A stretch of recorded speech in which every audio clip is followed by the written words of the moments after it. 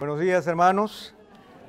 Qué bueno estar aquí con ustedes y qué bueno poder tener esta oportunidad de poder pararme frente a ustedes y compartir la palabra de Dios, especialmente con esta serie tan especial que es el caminar de un discípulo, como tenemos allí en los gráficos, diciendo el Señor: a los que me diste yo los guardé y ninguno de ellos se perdió. Y hoy día vamos a estar hablando de Jesucristo es el Señor. En estas semanas hemos estado viendo diferentes viñetas o presentaciones en el Evangelio de Juan con respecto a la persona de nuestro Señor Jesucristo.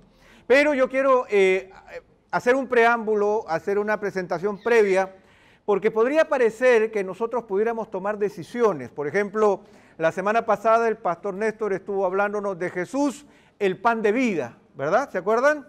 El que sacia, el que satisface y el que sustenta. Un precioso mensaje de parte del Señor en donde nos presenta a nuestro Señor Jesucristo como la provisión para nuestra vida. Hoy día vamos a estar hablando de Jesucristo como Señor, como cabeza, como jefe, como el gobernante de nuestras vidas.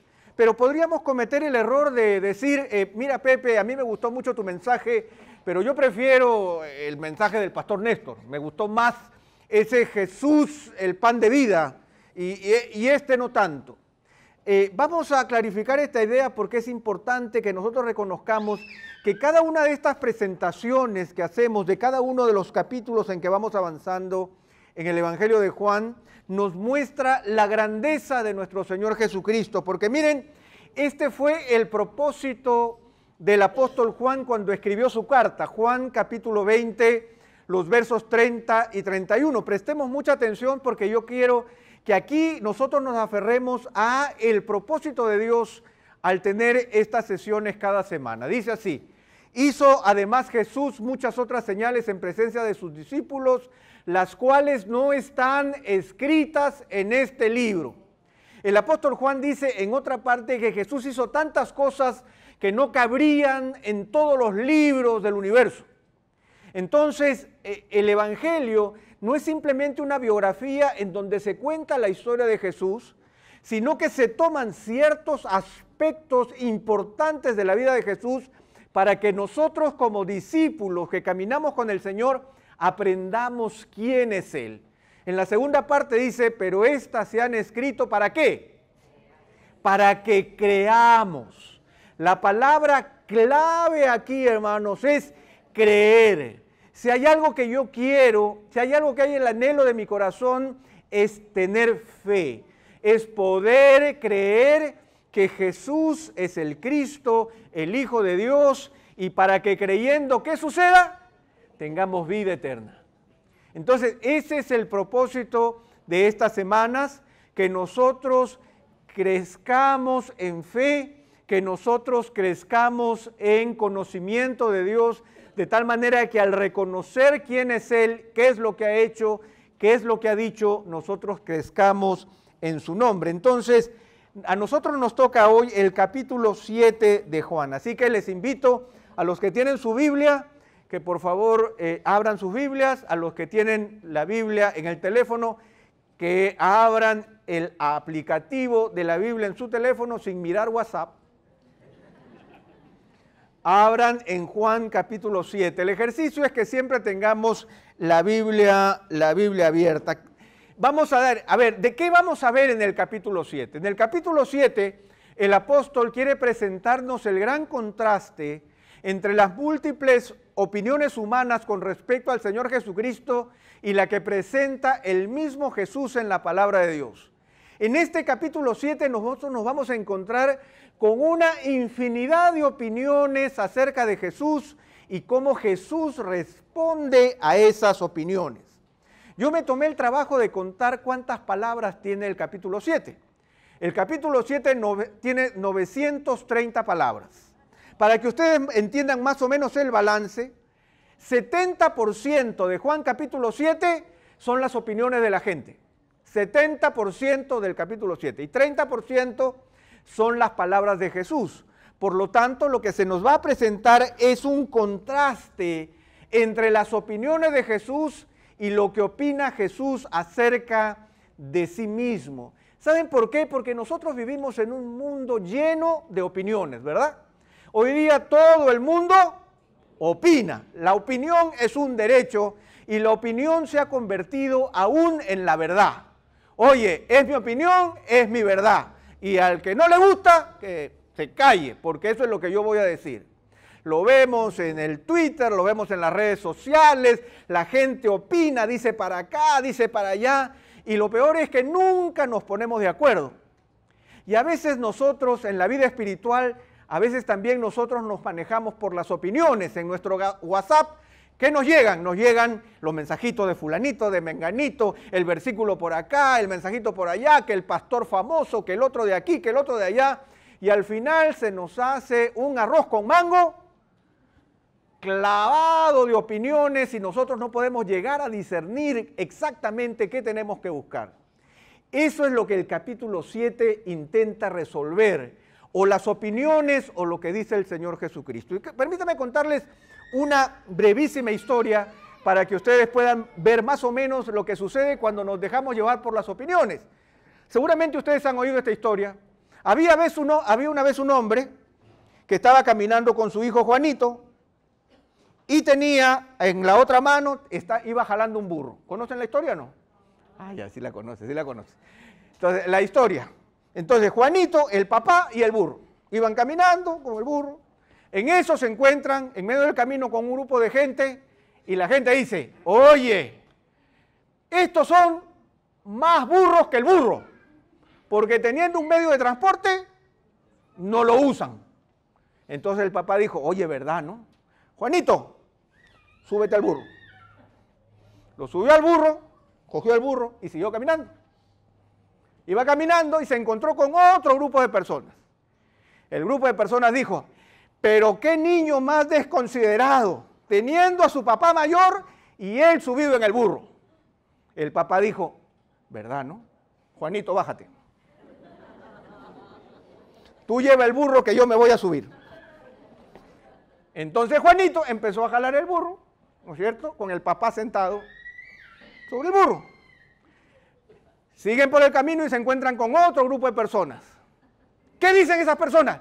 Pero qué desconsiderado este viejo. Un hombre grande y tiene al hijo caminando y él bien subido en el burro. ¿Verdad, no? Juanito, súbete. Juanito se sube y siguen avanzando. Cuando en eso se encuentran con otro grupo de personas que dice, pobre burro, con estos dos manganzones encima. Así es la vida. Si nosotros nos dejamos llevar por las opiniones, nunca sabremos exactamente cómo dirigir nuestras vidas.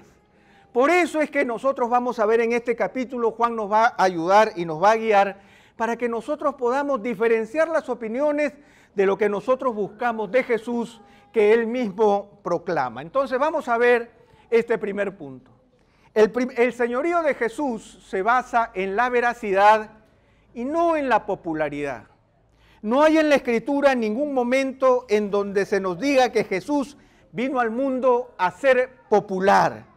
Sin embargo, vamos a leer a partir del verso 3 la primera opinión que aparece en el Evangelio de Juan en este capítulo 7, que es la opinión de los hermanos de Jesús, las personas más cercanas a Él. Y se nos dice a partir de Juan 7:3. Y le dijeron sus hermanos, sal de aquí y vete a Judea, para que también tus discípulos vean las obras que haces. Porque ninguno que procura darse a conocer hace algo en secreto. Si estas cosas haces, manifiéstate al mundo, porque ni aun sus hermanos creían en él. Entonces Jesús les dijo, mi tiempo aún no ha llegado, mas vuestro tiempo siempre está presto. No puede el mundo aborreceros a vosotros, mas a mí me aborrece, porque yo testifico de él que sus obras son malas. Subid vosotros a la fiesta, yo no subo todavía a esta fiesta, porque mi tiempo aún no se ha cumplido. Ahora, vamos a ponernos en antecedentes. ¿Cuál es esta fiesta de la que están hablando, que están diciendo que Jesús debería ir? Estamos hablando de la fiesta de los tabernáculos. Muy brevemente, ¿qué es la fiesta de los tabernáculos? Es una fiesta judía que se celebra aún hasta el día de hoy entre los judíos. Es una fiesta en donde se recuerda la provisión y el cuidado de Dios por los 40 años en el desierto.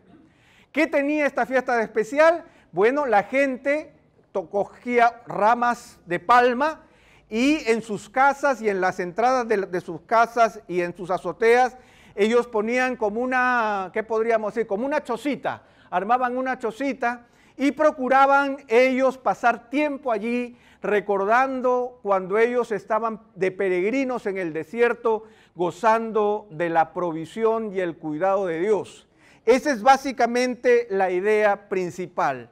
La fiesta de los tabernáculos empezaba después del día de expiación, que era el día del reconocimiento de que el Señor ha pagado por los pecados de su pueblo, porque es así como Israel sale de Egipto y luego pasa 40 años en el desierto gozando del cuidado y la protección de Dios, quien les dio agua en el desierto, que les dio el maná, que los protegió de los peligros.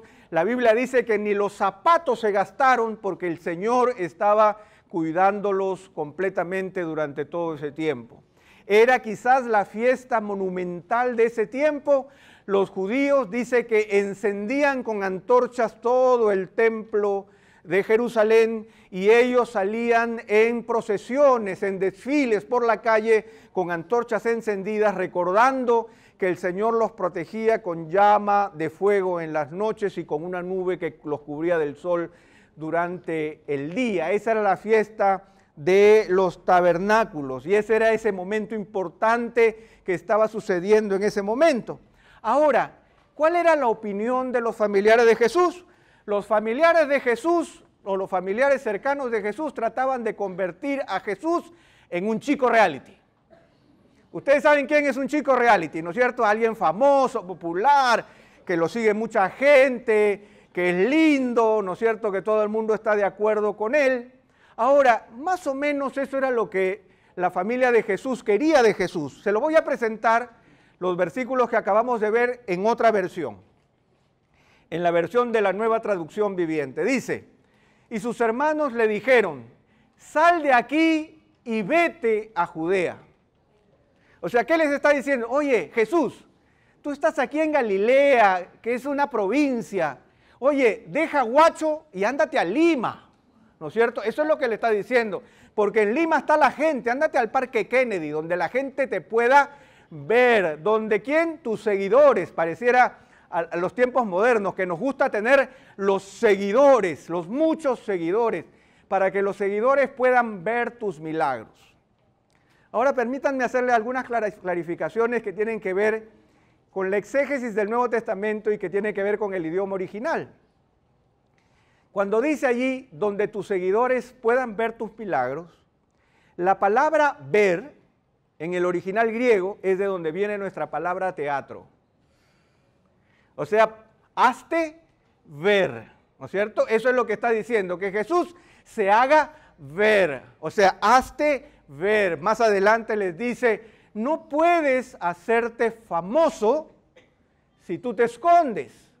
Si tienes poder para hacer cosas tan maravillosas, ¿qué le dice? Muéstrate al mundo. Y a veces nosotros tenemos esa idea de Jesús, un Jesús popular, un Jesús que se caracteriza por, como decimos allí, un chico reality. Si quieres que las cosas resulten, haz las cosas como las hacen en el mundo. La palabra muéstrate es otra palabra interesante también en el original, porque la palabra muéstrate dice ilumínate en el original. O sea, ponte el reflector, que todo el mundo te vea, que los milagros sean notorios, para que todos tus seguidores puedan ver lo que tú eres capaz de hacer. Ahora, podría sonar eso algo favorable. Oye, Jesús, utiliza el marketing. Oye, Jesús, utiliza las redes sociales. ¿Ya tienes tu cuenta de Twitter? ¿Estás poniendo las fotos de tus milagros en Instagram? ¿Estás haciendo tu TikTok para que todo el mundo te vea y te siga, para que te hagas como, o sea, de la buena onda de nuestro tiempo? Eso era lo que sus hermanos le estaban diciendo. O sea, le dice, si tienes poder para hacer cosas tan maravillosas, pues que te vean, no te escondas. Pero ¿saben dónde estaba el problema de los hermanos de Jesús? La misma palabra lo dice. Dice, porque ni aún sus hermanos creían en él. ¿Recuerdan ustedes qué es la palabra clave de Juan? Creer. ¿Cuál es el propósito de Juan?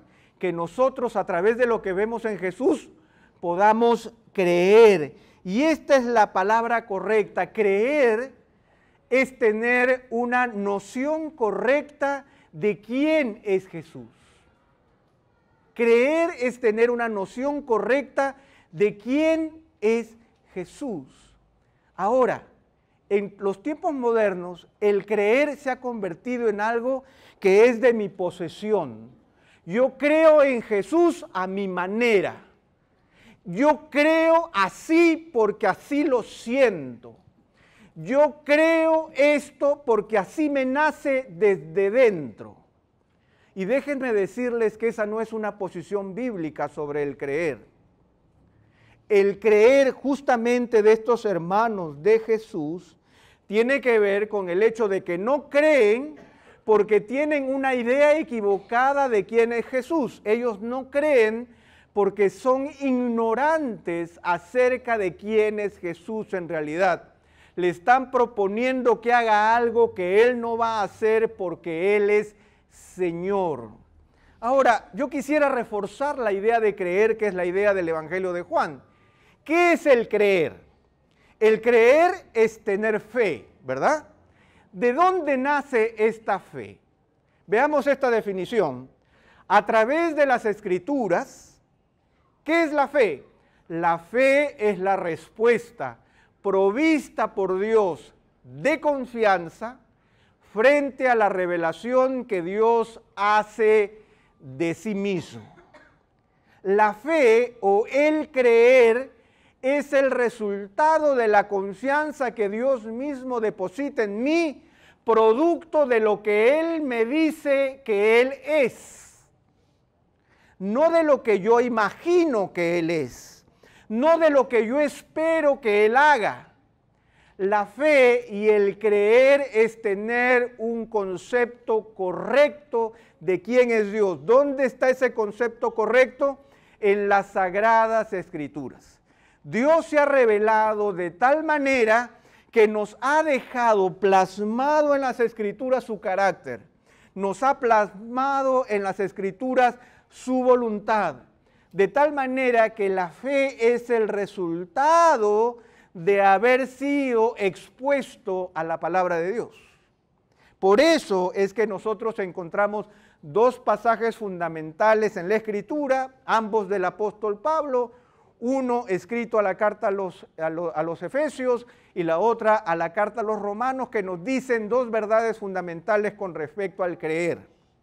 En primer lugar, nosotros tenemos que reconocer que en esencia la Biblia dice que no hay justo, no hay quien, ¿cuál es la palabra que sigue en ese versículo? No hay justo ni aun uno, no hay quien entienda.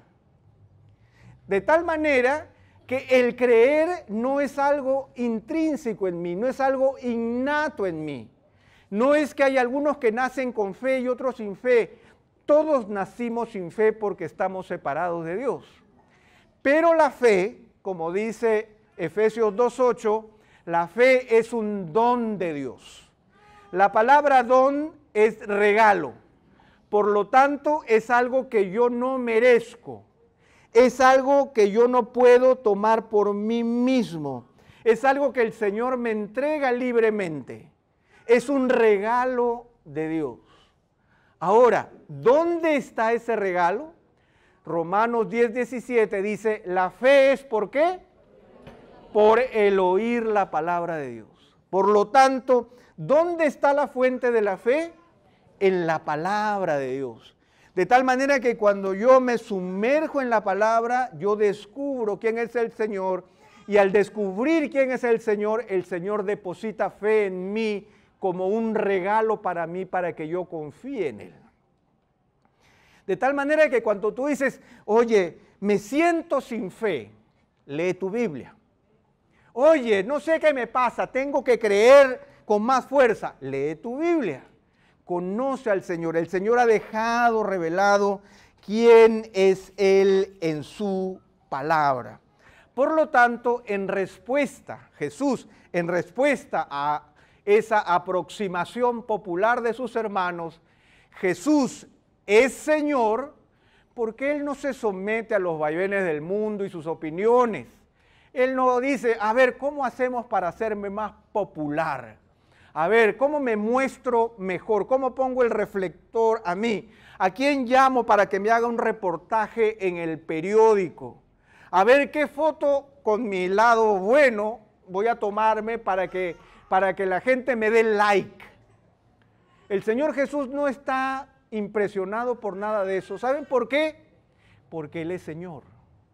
Y Él va a hacer las cosas en el tiempo soberano y fiel que Él ha dispuesto. La respuesta de Jesús es muy corta. Jesús dice esto. Entonces Jesús les dijo, mi tiempo aún no ha llegado.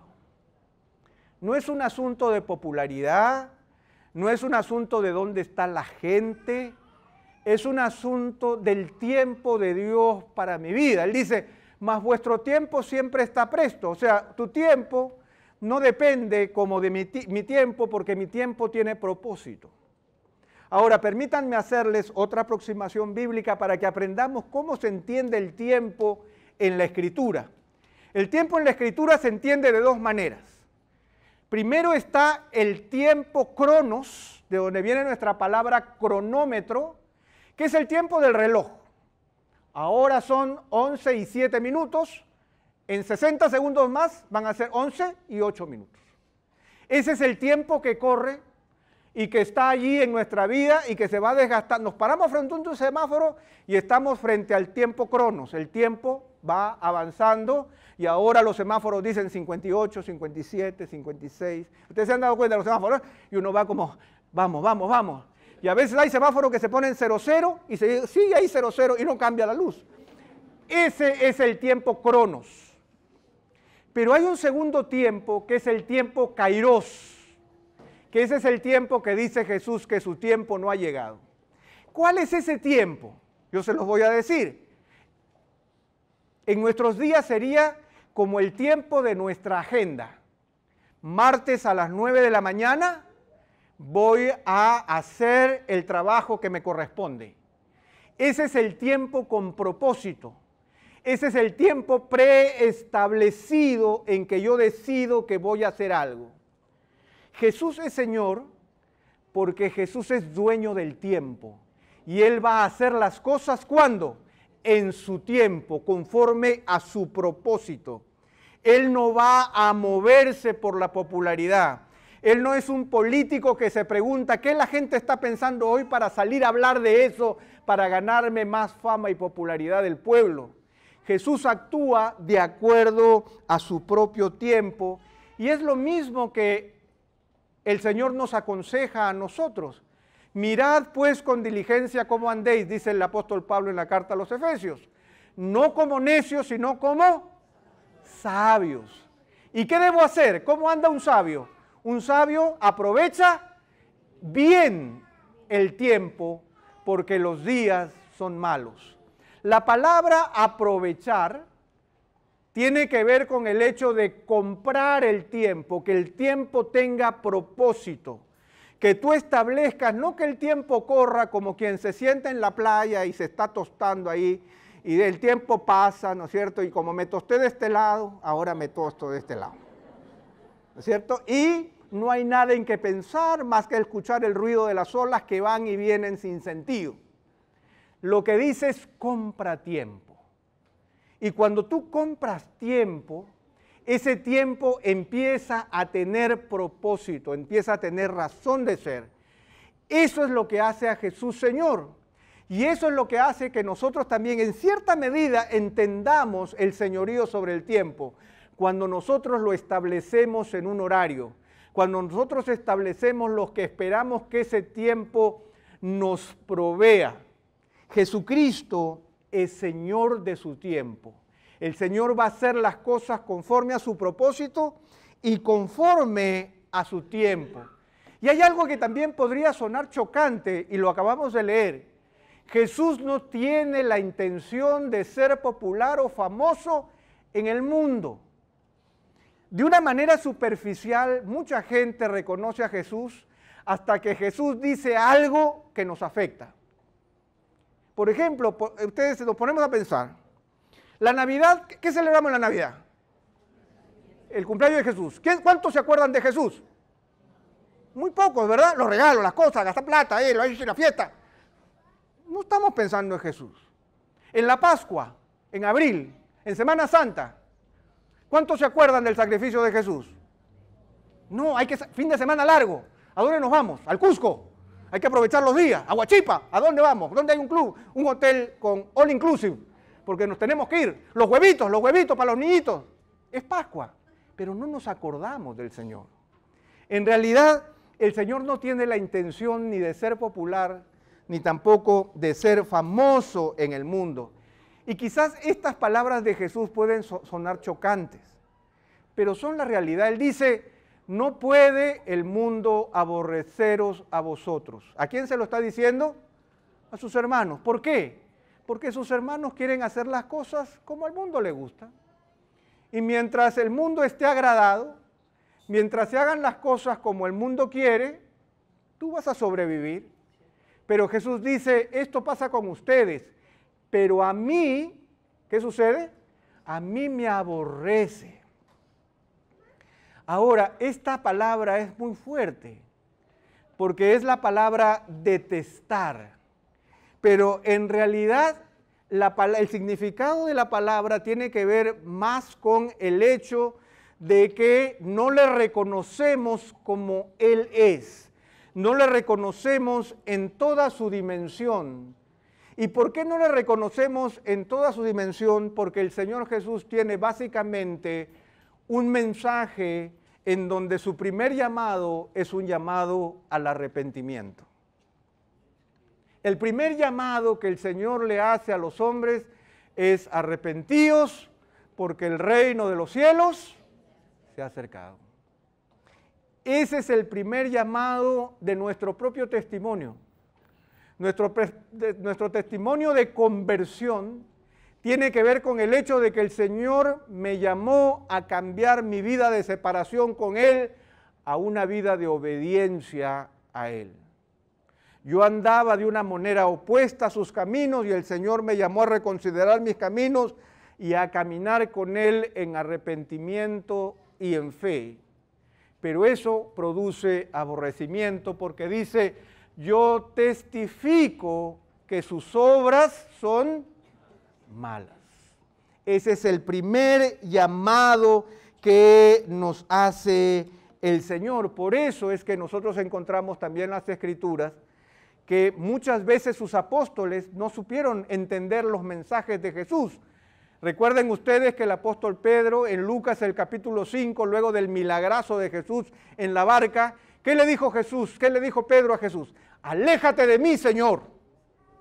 Y muchos de sus discípulos en muchas oportunidades reconocieron que ellos no podían entender lo que Jesús estaba diciendo, la magnitud de lo que Jesús estaba diciendo, del reclamo que Jesús estaba haciendo, porque en algunas oportunidades aún le dijeron, Señor, si esto es así, entonces, ¿quién podrá ser salvo?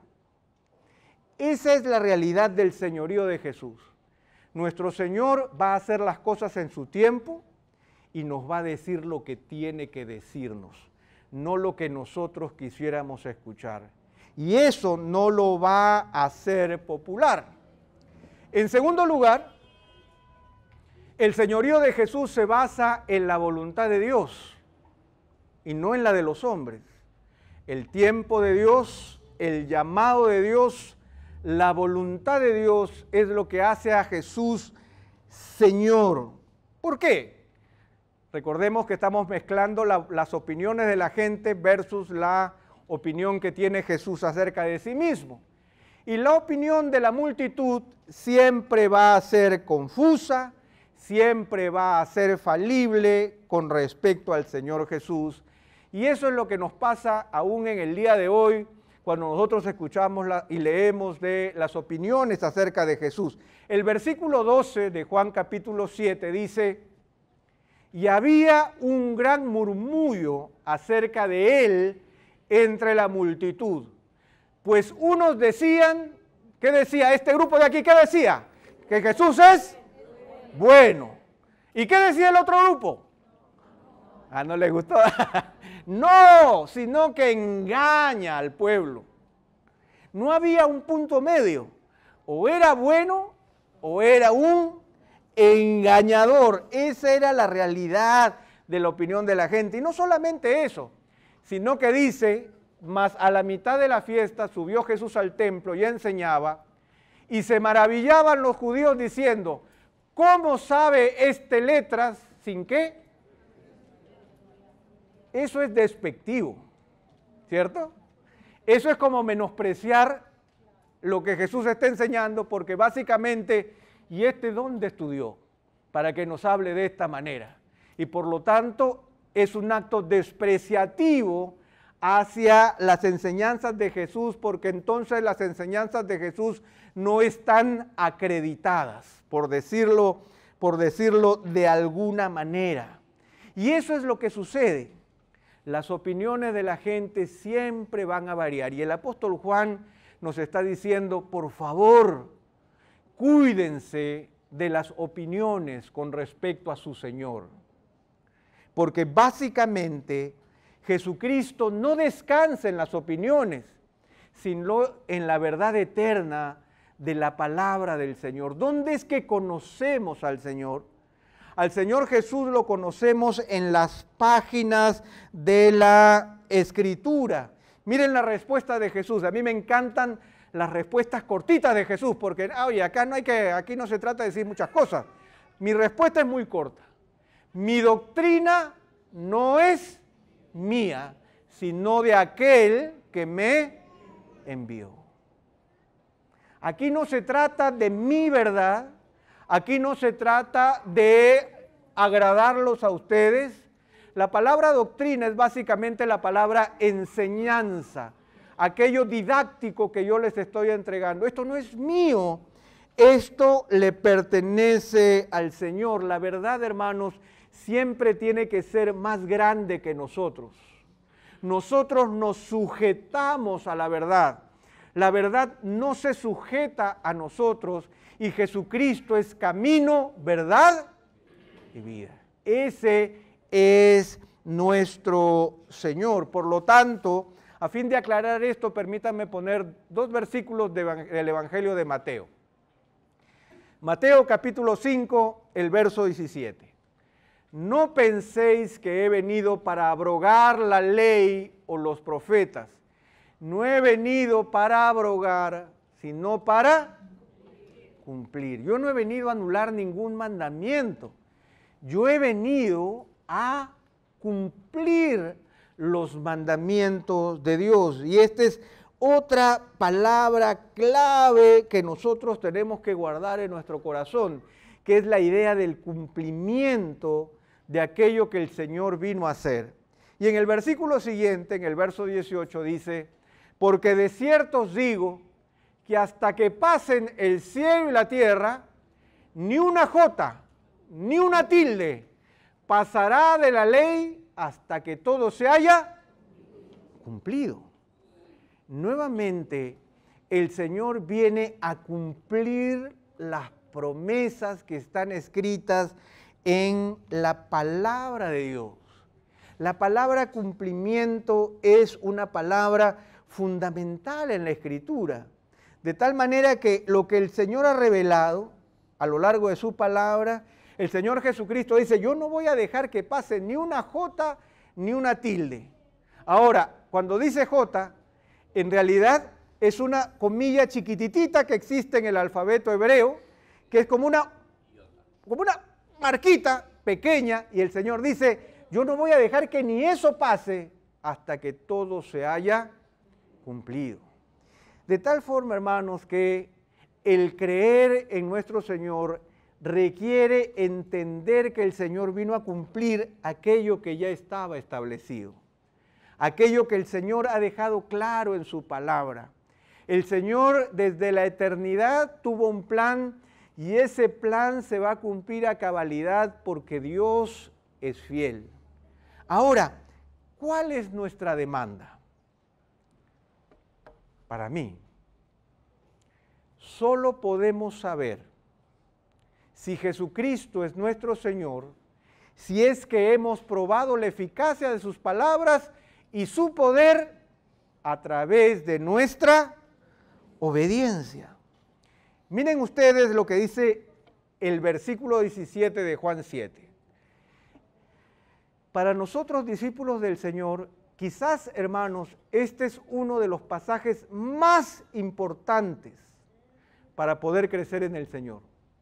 Juan capítulo 17 tiene que estar al lado de nuestro computador, en la mesa de noche, en el techo para mirarlo antes de cerrar los ojos y dormir, ahí en el parabrisas del auto, tiene que estar puesto porque representa aquello esencial que forma parte de nuestra vida para reconocer a Jesucristo como Señor. Miren lo que dice: el que quiera hacer la voluntad de Dios, conocerá si la doctrina es de Dios o si yo hablo por mi propia cuenta. No dice el que quiera conocer, sino dice el que quiera hacer.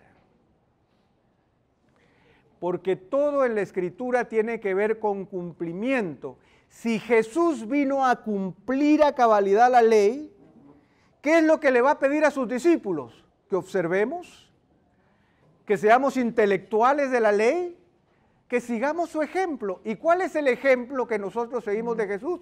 Es el ejemplo de obediencia, porque la verdad es más grande que nosotros. El que quiera hacer la voluntad de Dios va a saber si eso es bueno o es malo. Nunca de manera intelectual. Y permítanme poner un ejemplo, y lo tengo aquí apuntado en la pantalla, que es de C.S. Lewis, un famoso apologista de mediados del siglo pasado, que él dijo esto con respecto justamente a este acto de acción con respecto a la voluntad de Dios. Él dice: es fácil decir que crees que una cuerda es fuerte o resistente mientras solo la utilizas para amarrar una caja. Si voy a amarrar una caja, ¿qué voy a hacer? Está bueno, y amarro la caja, ¿verdad? No hay más que hacer. Pero no es lo mismo si tienes que suspenderte de esa cuerda en un abismo.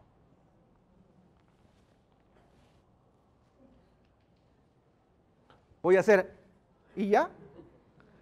No, dice, ¿no vas a verificar cuánta confianza te merece?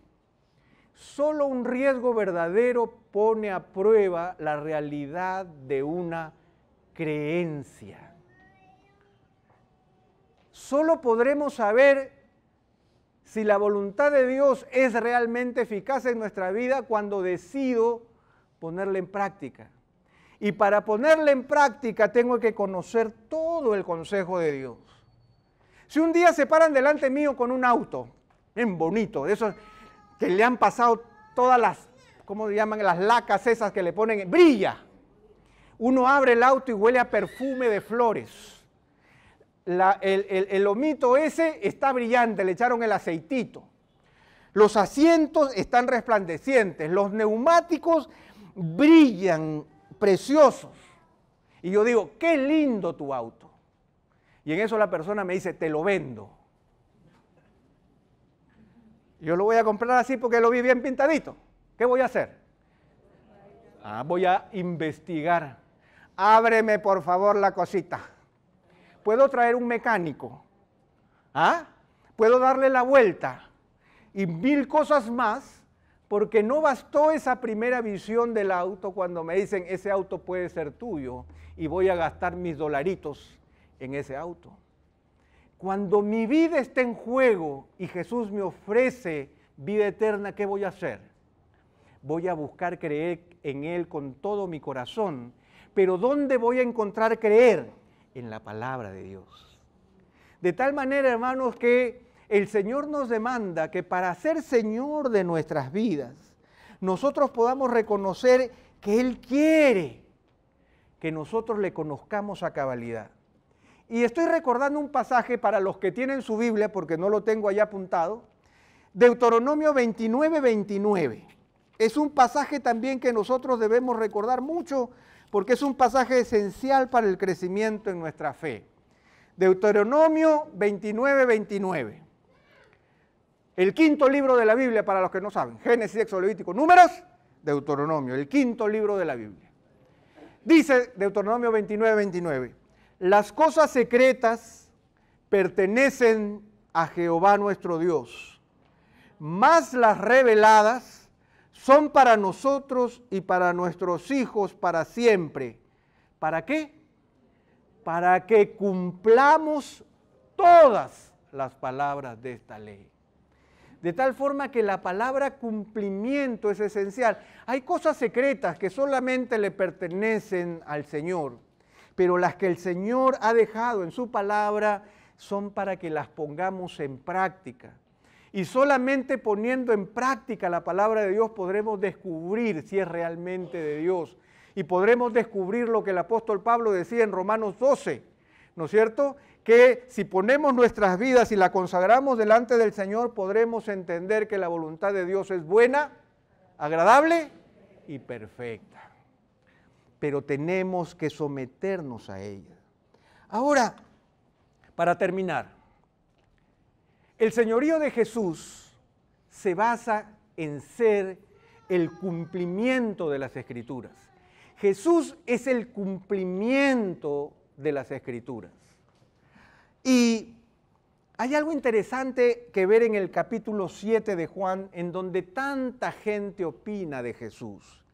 La multitud nunca dejará de ser voluble, con sus dudas, con sus cuestionamientos, con sus opiniones de todo calibre alrededor de Jesús. Nosotros no miramos hacia lo que opina la gente. Nosotros no conocemos al Señor Jesús a través de lo que la multitud pueda decir o no pueda decir.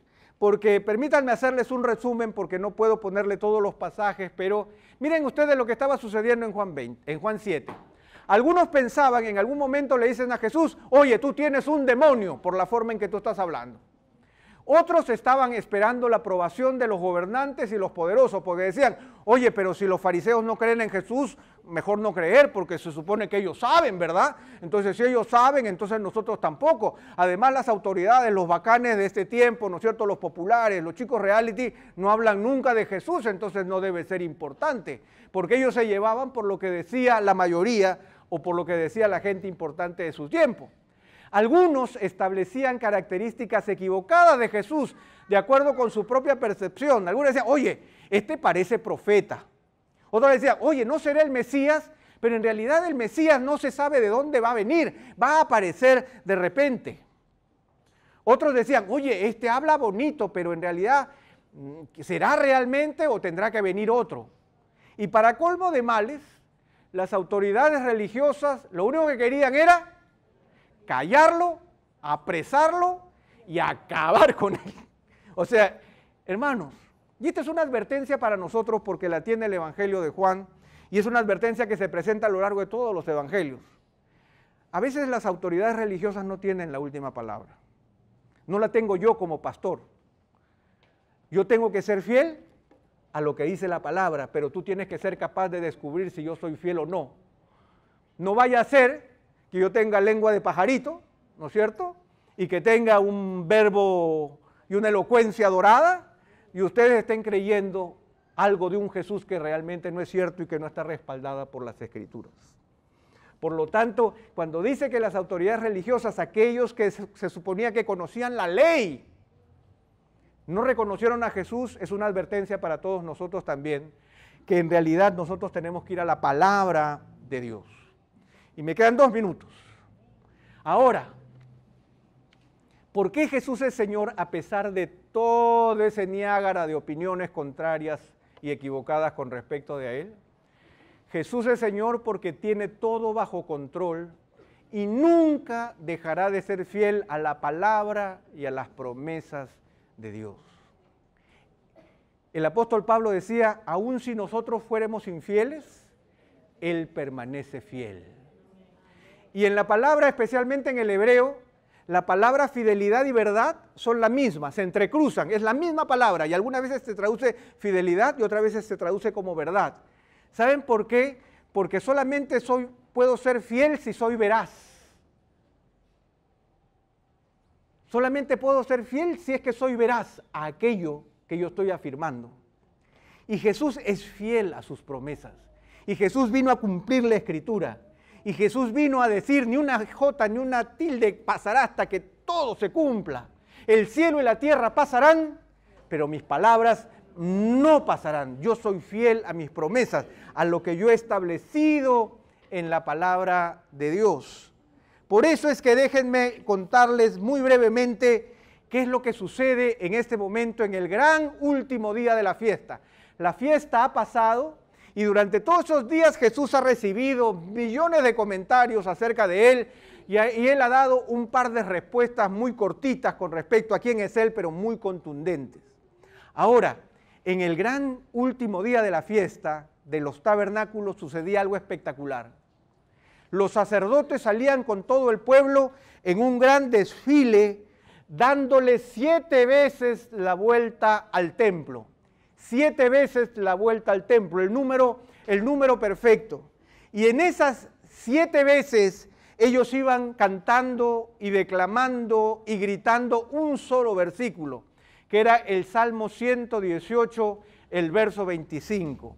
Ellos gritaban, oh Jehová, sálvanos ahora, te ruego, oh Jehová, que nos hagas prosperar ahora.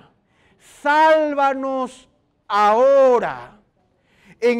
Cuando ellos dicen esto en el original hebreo, ellos dicen, Yahweh, Hosana. ¿Saben cuál es esa palabra que ahora nosotros la traducimos y la usamos? Es Hosana. Jehová, sálvanos, pero ahora. Prospéranos, pero ahora. Manifiesta tu poder ahora. Y ellos iban recorriendo el templo de Jerusalén buscando que el Señor de la antigüedad, que había estado con el pueblo en el desierto por 40 años, manifieste su gracia también en la actualidad, una y otra vez diciendo, Hosana, Hosana, Hosana, Jehová, sálvanos ahora. Y cuando este desfile terminaba, un sacerdote tomaba una vasija grande de oro y se iba al estanque de Siloé. Lo llenaba de agua e iba con esta agua, que era el reconocimiento de la provisión de agua de Dios en el desierto, e iba y la derramaban en el altar de Dios, reconociendo lo que el Señor había hecho y esperaban que suceda ahora. ¿Qué es lo que sucede de manera maravillosa, hermanos? A pesar de toda la confusión existente, a pesar de todo lo que pasaba, en el último y gran día de la fiesta, Jesús se puso en pie y alzó la voz diciendo, si alguno tiene sed, venga a mí y beba hoy. Jesucristo cumple la promesa de la fiesta de los tabernáculos, el llanto de Israel. Jesús se pone en pie después de haber visto derramarse el agua del Siloé en el altar del sacrificio. Dice, yo soy el que puede calmar tu sed. Si tienes sed, ven a mí y bebe. ¿Qué está diciendo Jesús? Cree y actúa. Pero este cree y actúa va acompañado de esta última frase. El que cree en mí. ¿Cuál es la palabra clave de Juan? Creer. Pero el que cree en mí no a su manera, sino ¿cómo? Como dice la Escritura. de su interior correrán ríos de agua viva. ¿Qué está diciendo el Señor? Que va a suceder un milagro en tu interior. Yo te voy a producir una satisfacción permanente en tu sed espiritual, porque tú serás capaz de producir agua por ti mismo. En una tierra desértica como Israel, eso era grandioso. Jesús lo dice y deja a todos pasmados. Pero solamente aquellos que conocen la Escritura y que creen por el regalo de Dios son capaces de percibir aquello que el Señor está diciendo en este momento, porque Jesús es Señor. Hermanos, no importa lo que diga la multitud, no importan las opiniones de la gente. Jesús va a hacer las cosas en su tiempo y en cumplimiento a lo que Dios ha prometido en su palabra. Nuestro Dios es fiel y verdadero. Jesús es Señor. ¿Cuál es la demanda para nosotros como discípulos? Para nosotros como discípulos es creer en Él como dice la Escritura. Hermanos, crezcamos en nuestro conocimiento de Dios y crezcamos en nuestra capacidad de poner en práctica aquello que el Señor nos ha dicho. No nos quedemos en el terreno del conocimiento. Preguntémosle al Señor, Señor, ¿cómo puedo poner en práctica esto que tú estás demandando? ¿Cómo puedo vivirlo? ¿Cómo puedo crecer en eso? De tal manera que nosotros vivamos la vida bajo el señorío de nuestro Señor Jesucristo. Amén. Amén. Oremos.